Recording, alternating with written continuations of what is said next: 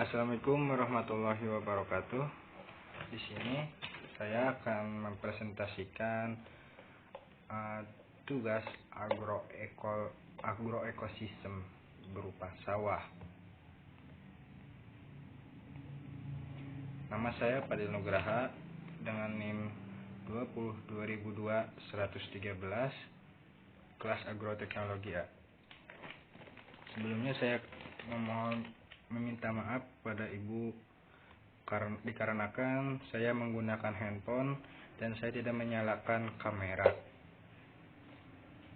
Selanjutnya kembali lagi ke topik. Ekosistem merupakan keterkaitan antara lingkungan biotik dan abiotik. Di dalam pertanian terdapat ekosistem, yang dimana agroekosistem agroekosistem adalah ekosistem atau kata lain dari ekosistem pertanian.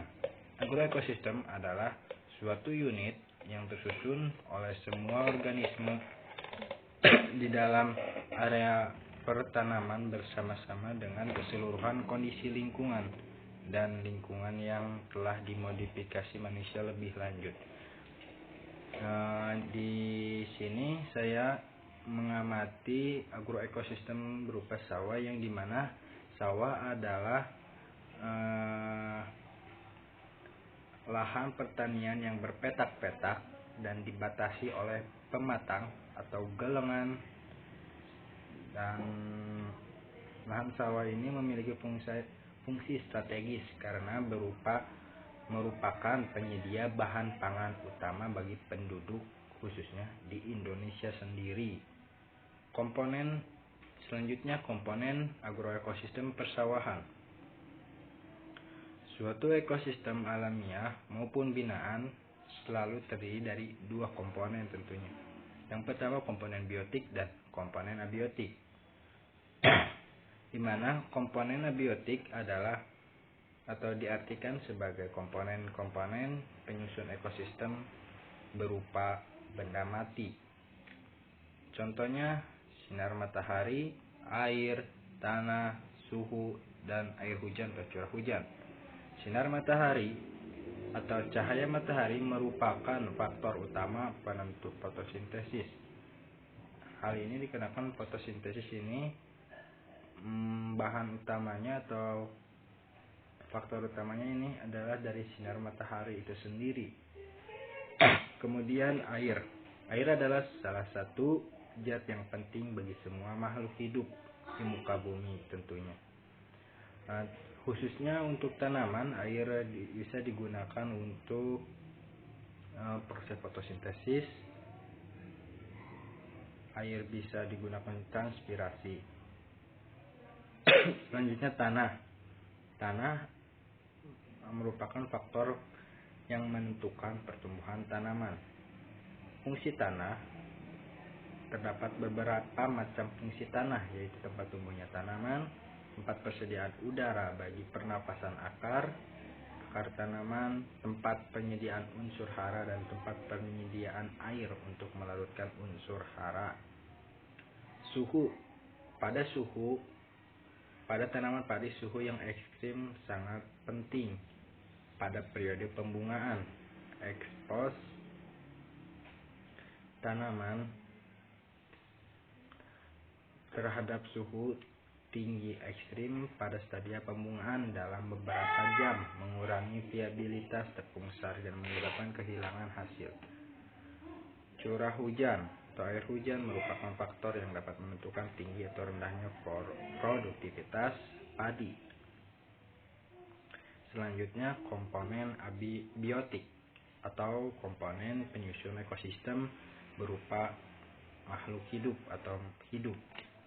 Yang pertama, tanaman pangan, manusia, serangga, dan burung. Tanaman pangan adalah kelompok tanaman sumber karbohidrat dan protein, di mana tanaman pangan ini di sini menggunakan padi. Selanjutnya manusia. Manusia adalah komponen yang paling penting dari antara komponen lainnya. Hal ini dikarenakan manusia adalah pengatur dan pengelola semua yang ada di persawahan. Manusia ini sering disebut petani. Serangga di area persawahan yang berada di kota saya ditemukan beberapa serangga. Serangga merupakan kelompok hewan yang dominan di muka bumi ini. Serangga terbagi menjadi dua peranan, yaitu peranan positif maupun negatif. Peranan negatif sering disebut hama. Burung di area persawahan yang berada di kota saya ini ditemukan juga beberapa burung, yang dimana salah satu burung ini adalah salah satu hama dari golongan vertebrata yang menjadi persoalan bagi petani padi khususnya. Selanjutnya, interaksi antara komponen biotik dan abiotik.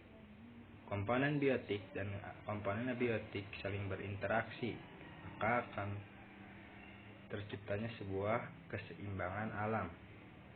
Ekosistem atau menurut Amanah dan Parmayanti dari sumber yang telah saya temukan di internet, ekosistem merupakan keterkaitan antara lingkungan biotik dan abiotik.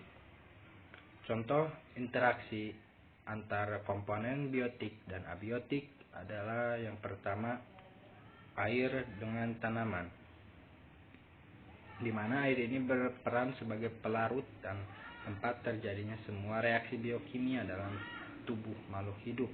Terutama pada tanaman, air berperan penting dalam menyediakan energi yang dibutuhkan dalam proses fotosintesis. Cahaya matahari atau sinar matahari dengan tanaman. Cahaya matahari ini berfungsi sebagai faktor utama dalam fotosintesis, tentunya sudah diketahui oleh khalayak umum. Yang ketiga, manusia dengan tanaman. Manusia yang menanam dan memberikan pupuk kepada tanaman agar tumbuh dengan baik, dan tanaman juga akan memberikan manfaatnya kepada manusia. Kondisi suhu tanah dan air dengan tanaman. Ketiga komponen ini sangat berperan penting dalam pertumbuhan tanaman. Yang selanjutnya, analisis agroekosistem sawah. Yang pertama, produktivitas, di mana produktivitas agroekosistem sawah dengan tanaman padi cukup baik. Hal ini dikarenakan tanaman padi yang berada di sawah mempunyai fungsi utama, yaitu penyuplai pangan nasional.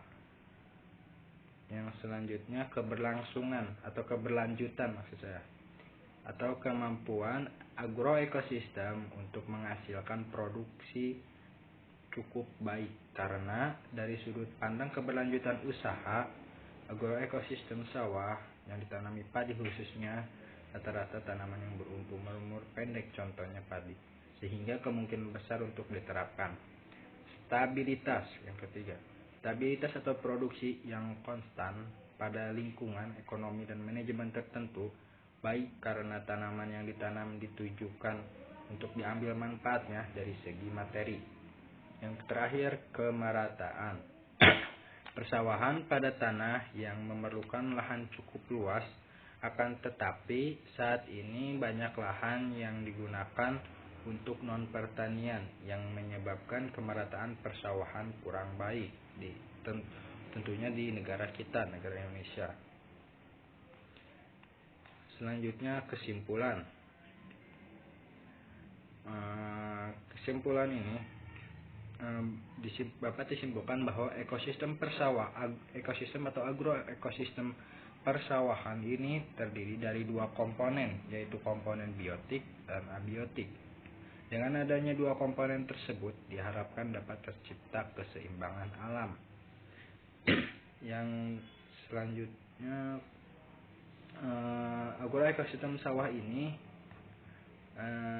dan dapat disimpulkan pula agroekosistem sawah ini dapat diterapkan untuk mengembangkan usaha, tetapi membutuhkan dukungan dari faktor abiotik tentunya, agar dapat mendorong pertumbuhan tanaman dengan baik. Sekian dari saya. Wassalamualaikum warahmatullahi wabarakatuh.